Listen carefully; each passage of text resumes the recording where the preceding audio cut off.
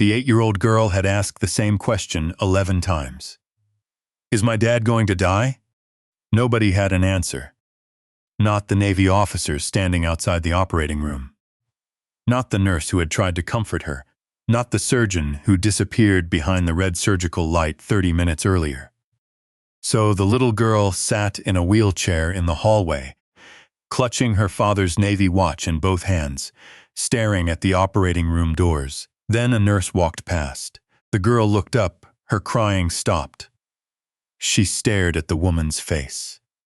Then at the way she tied her hair. Then at the tiny silver star clipped to her hospital badge. Her eyes widened, and she whispered, "Nora?" The nurse stopped, slowly turned, and the little girl said the sentence that made 2 Navy officers exchange confused looks. "You're the babysitter who used to sing in my room when Dad was gone." Nora Bennett's face changed instantly. She knew those eyes. She knew that voice. And she knew exactly what had happened to the little girl since the last time they had seen each other. She crouched beside the wheelchair. "Sophie?" The child burst into tears.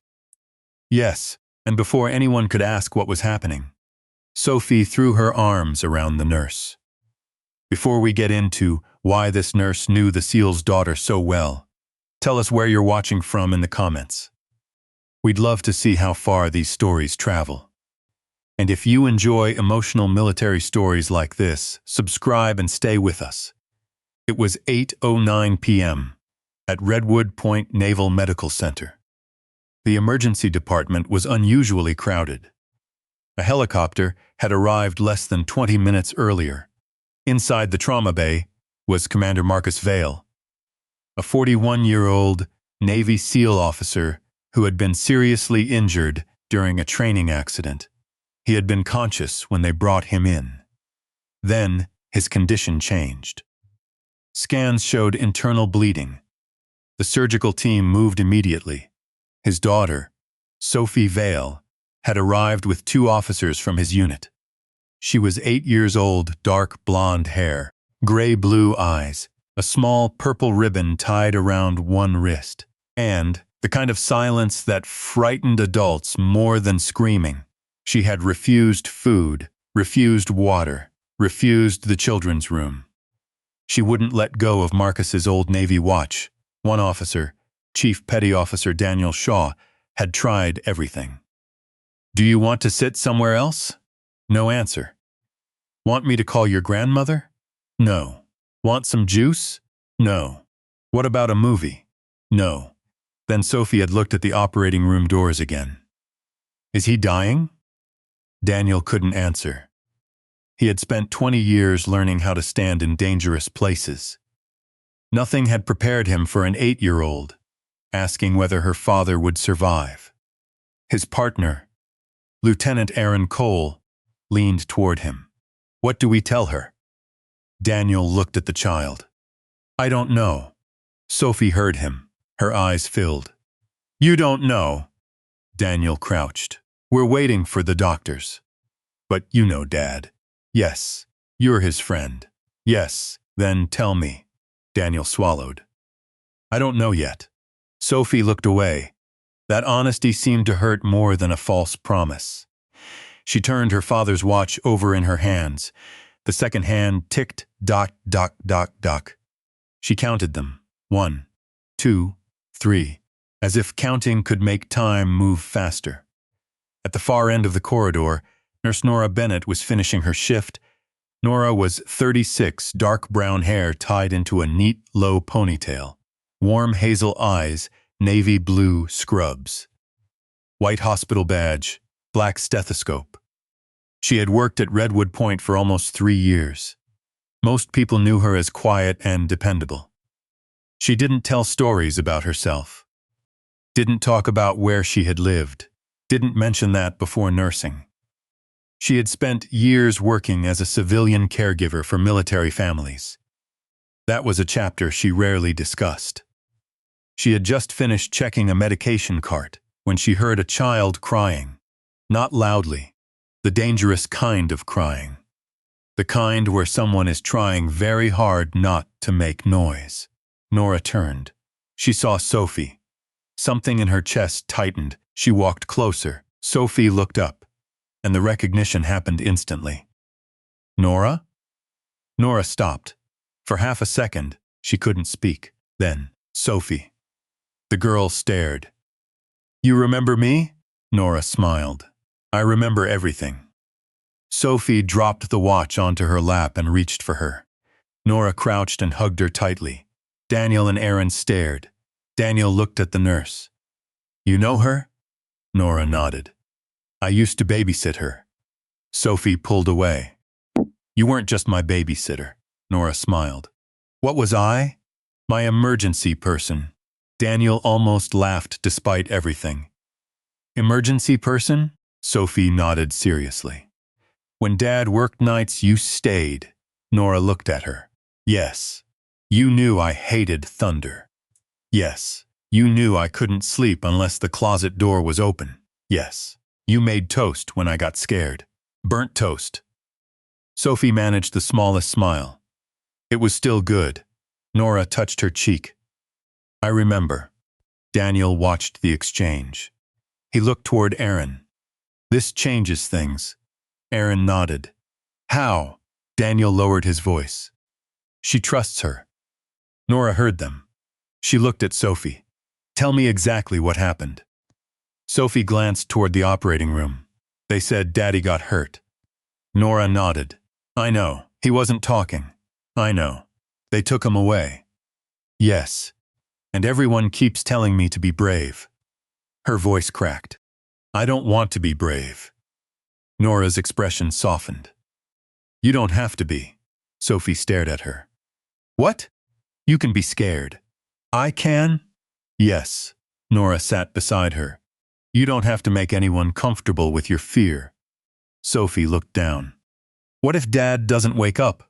Nora didn't lie. I don't know yet.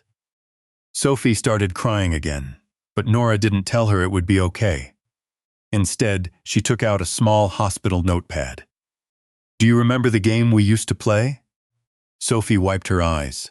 The blue one? Nora smiled. The exact one. She drew a small square. 3 things you can see. Sophie looked around. The clock, the blue door, your shoes. Nora smiled. Good. 3 things you can hear. Sophie listened. The monitor, people talking, the elevator. Good. 3 things you can touch. Sophie looked down. My dad's watch, the chair, your hand. Nora's eyes softened. Exactly. Sophie breathed more slowly. Daniel watched from several feet away. He had seen military medics calm wounded men. He had seen officers control chaos. But this was different. Nora wasn't distracting Sophie from her fear. She was teaching her how to stand inside it without drowning. A nurse approached from the operating corridor. Ms. Bennett? Nora looked up. Yes, the surgical team needs another 30 minutes. Sophie immediately stiffened. 30? Nora reached for her hand. Then we'll use those 30 minutes. For what? Nora smiled. For something your dad used to make us do. Sophie frowned. What? Nora stood. Hot chocolate. Sophie looked toward the vending area. At the hospital? Nora nodded. Hospital hot chocolate. Sophie almost smiled. That tastes terrible. Nora laughed. It does. Daniel looked confused. You're taking her to get hot chocolate? Nora looked at him. No. She glanced at Sophie.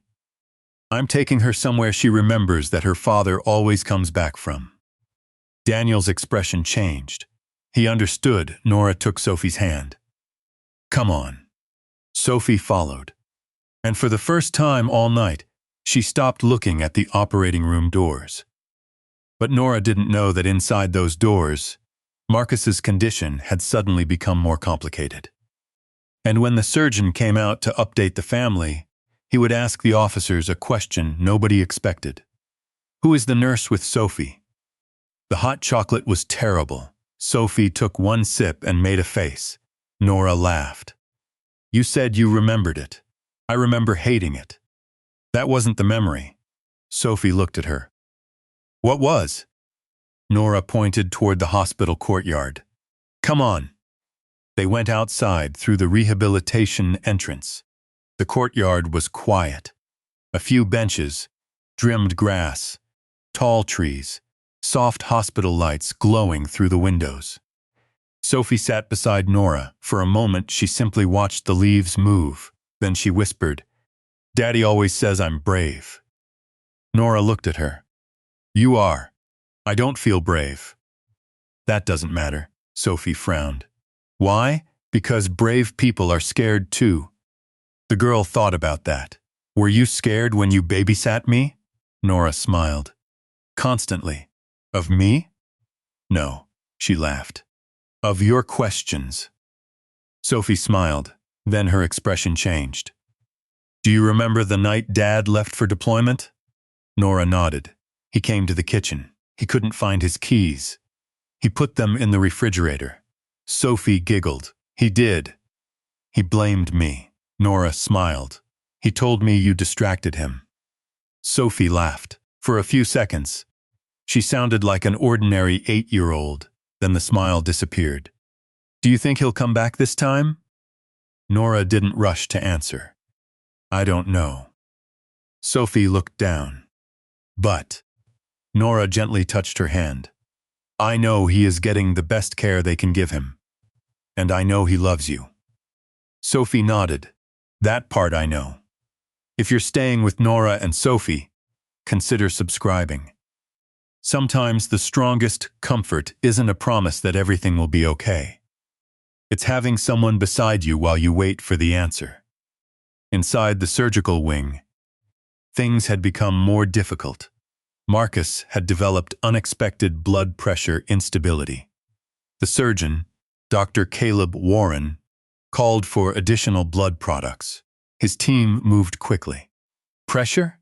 Still falling. Stay with me. Caleb looked at the clock, then at Marcus. Come on. He knew the man personally. They had trained together years earlier. But right now, he was just a patient, a father, a man whose little girl was waiting outside. Back in the courtyard, Sophie heard the distant sound of an ambulance. Her whole body stiffened. Nora noticed immediately. That's not your dad. Sophie shook her head. I know, but you thought it was. She nodded. Nora moved closer. Look at me. Sophie did. Your dad is already inside with the surgical team. What if they tell me something bad? Then we'll hear it together. Sophie frowned. Together? Nora nodded. You don't have to hear it alone. That sentence seemed to settle something inside her. She leaned against Nora's shoulder. Nora didn't move. A few minutes later, one of the Navy officers found them. Ms. Bennett. Nora turned. Ryan? The officer shook his head. Not yet. Sophie immediately sat upright. What's wrong? He's still in surgery. Nora stood. Okay. The officer looked at her. He asked me to find you. Nora was surprised. Who? Dr. Warren. Why? He asked, who was with Sophie. The officer looked toward the girl, and he wanted to know why she's suddenly calm. Sophie smiled slightly. Nora gave a small shrug. She remembers me. The officer nodded. I can see that. Then he looked at Nora more carefully. Were you really her babysitter? Yes. You knew Commander Mercer before he joined the SEAL teams? Yes. The officer looked impressed. He mentioned you once. Nora's expression changed. When? During a family readiness briefing. What did he say? The officer smiled. He said his daughter trusted exactly 2 people when he was away. Nora waited. You and her mother? Nora's eyes became wet. He remembered. Yes. The officer left. Sophie looked at Nora. Dad talked about you? Nora nodded. Apparently. What did he say? Nora smiled. He said you were stubborn. Sophie laughed. He says that about everyone. Not everyone. Nora looked at her. He said you were brave. Sophie became quiet. Then she looked down at the Navy watch. He gave me this when I was scared. Nora touched it gently. He carried it on deployment. I know. Do you know why? Sophie shook her head. Nora smiled. He said it reminded him that someone was always waiting for him. Sophie looked at the watch. Is that why he gave it to me? Yes. Sophie closed her fingers around it. I think he was always coming back for me. Nora's voice softened. He was. The operating room doors finally opened. Dr. Warren stepped out. The Navy officer stood immediately. Sophie jumped from her chair. Dad? Caleb looked at her. He's still in surgery. Her face fell. But you're out. Caleb crouched. We needed to stabilize him before continuing. Is he dying? Caleb paused. He's very sick. Sophie looked at Nora. Nora stepped beside her. Caleb continued. But he is fighting. Sophie wiped her eyes. When can I see him? As soon as we can safely bring him out. Sophie nodded, then suddenly, can Nora come? Caleb looked at Nora, then Sophie. Yes. He smiled faintly. I think I'd prefer that. As they walked back toward the surgical wing, Caleb spoke quietly to Nora. You have experience with her. Yes. What kind? Her family trusted me when she was younger. Caleb nodded. I can tell. He glanced toward Sophie. She didn't respond to any of us. She didn't need another professional. Caleb looked at her. What did she need? Nora answered simply. Someone who knew what she looked like before she was scared. Caleb absorbed that, then asked. Where did you learn to handle children like this? Nora smiled. I didn't. She looked at Sophie. I learned her. The surgical doors opened again. This time, the team wheeled Marcus toward recovery. He was unconscious but stable. Sophie started crying the moment she saw him. Nora placed an arm around her shoulders. He's here. He looks asleep. He is. Can he hear me? Maybe. Sophie stepped closer. Daddy? Marcus didn't respond. Nora crouched beside her. Talk to him. Sophie leaned toward the bed. I hated the hot chocolate. Nora smiled. She did. Dr. Warren looked at Nora. Sophie continued. You promised you'd come back. A pause. I know you don't hear me yet. She took her father's hand. But I'm here. Nora watched silently. The monitors continued their steady rhythm. Then Marcus's fingers moved. Just slightly. Sophie froze. Did he hear me? Caleb checked. He may have. Sophie smiled through tears. Nora squeezed her shoulder. See? Sophie looked at her. You stayed. Nora nodded. I said I would. Later that night, Marcus remained stable. Sophie finally fell asleep in a chair beside him. Her father's Navy watch rested in her hand. Nora stayed nearby. One of the officers approached. You should go home. Nora shook her head. She isn't ready. The officer looked at Sophie. She trusts you. Nora nodded. Then the officer said something that made her pause. Commander Mercer was right about you. Nora looked at him. What did he say? That if anything ever happened to him. He glanced at Sophie. He knew exactly who she'd need. Nora looked at the sleeping child. Her expression softened. Then she looked through the glass at Marcus. For years, she had believed that being a former babysitter was just a small chapter in her life. Now, she understood. Sometimes the small chapters become the ones that matter most. And when Marcus finally woke, he was going to discover that the person caring for his daughter was someone he had trusted long before the hospital ever put a badge around her neck. Marcus woke just before dawn.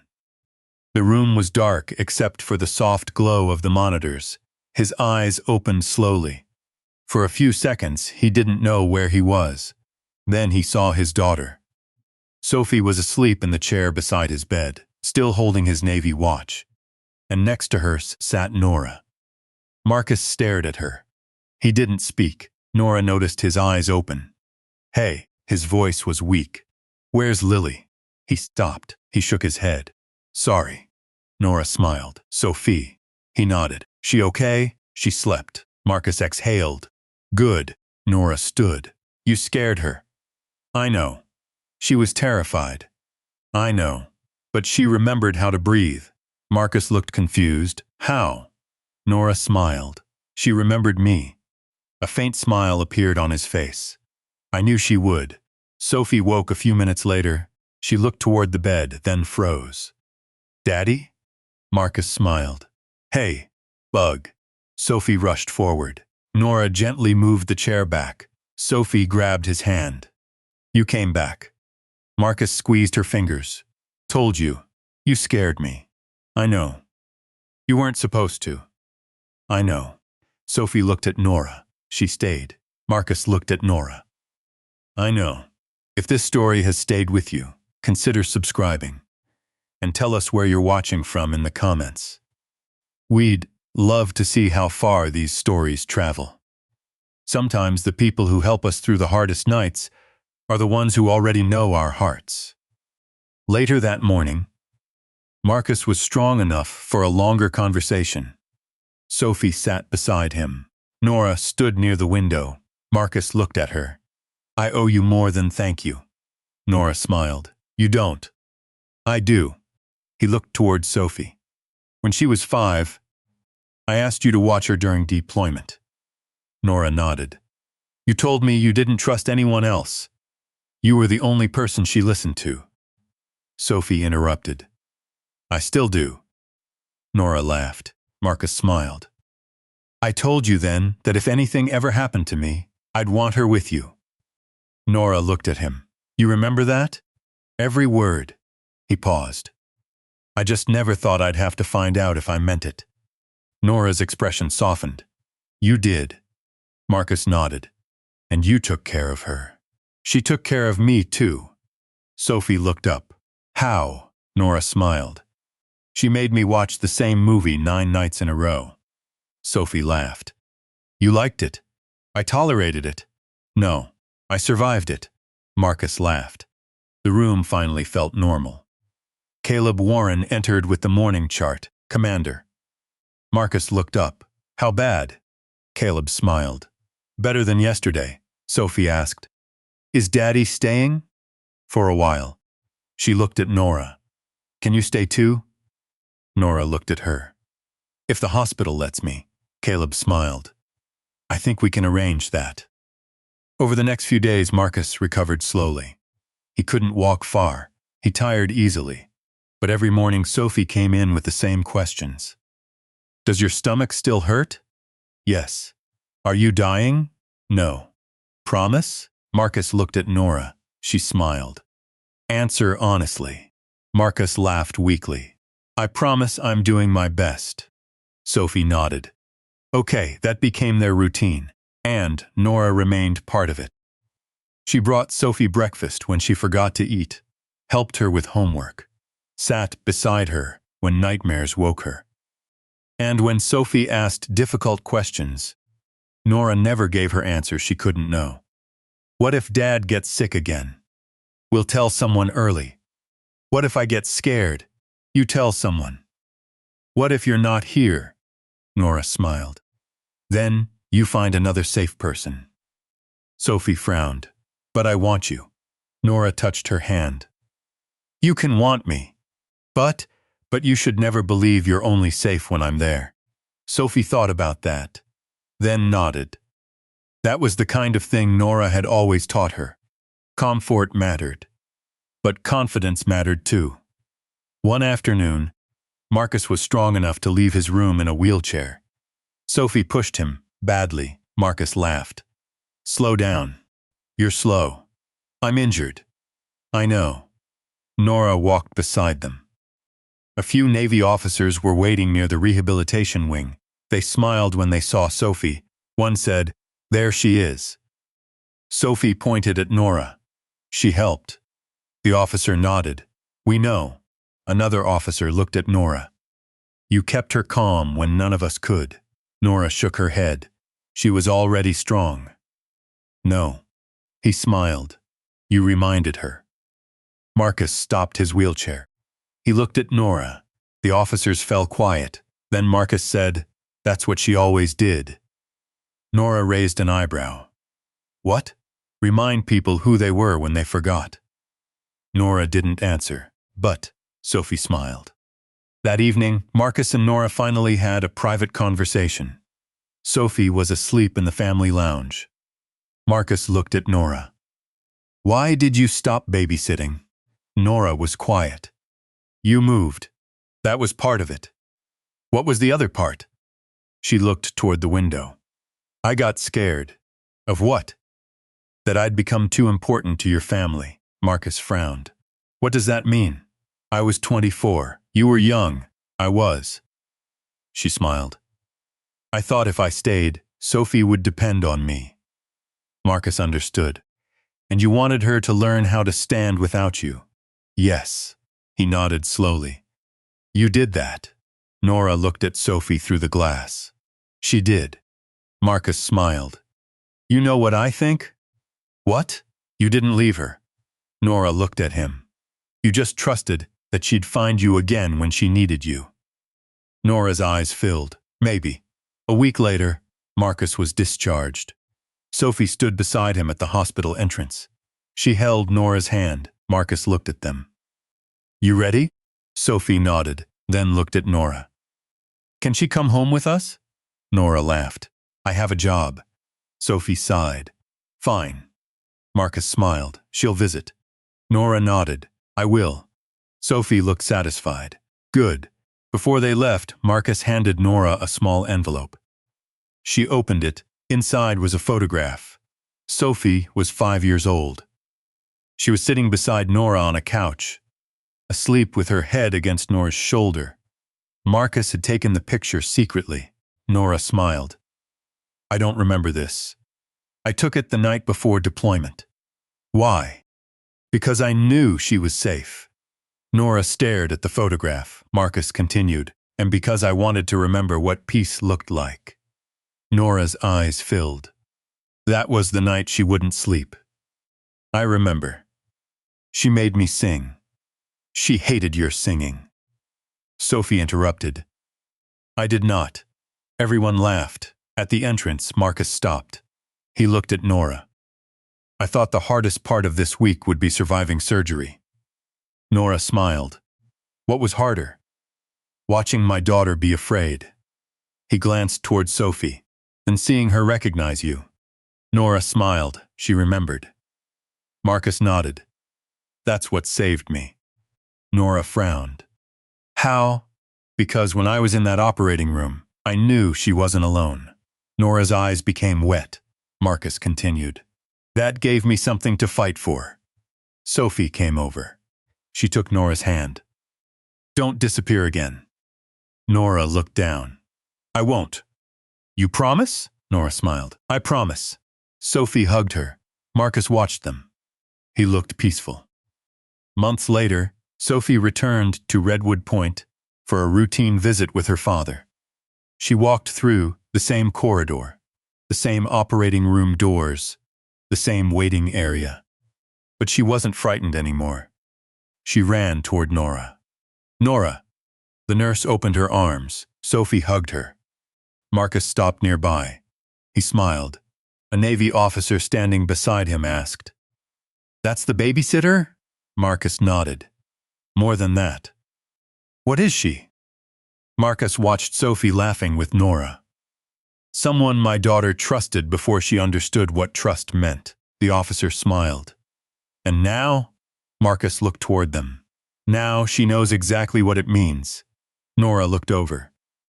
"Are you two talking about me?" Marcus laughed. "Never." Sophie pointed. "You're lying." Nora smiled. The hallway was busy. People moved around them. Doctors called for patients. Phones rang. A wheelchair passed, but for a moment, none of that mattered. Because a wounded SEAL had survived. His daughter had made it through the night. And the nurse she had once called her babysitter had reminded everyone of something easy to forget. When a child is frightened, you don't always need to make the fear disappear. Sometimes you simply need to know who that child is beneath it. Nora had known Lily. Before the fear. Before the hospital, before the uniform. And when Marcus needed someone to protect the most important person in his life, she didn't have to become a hero. She only had to stay.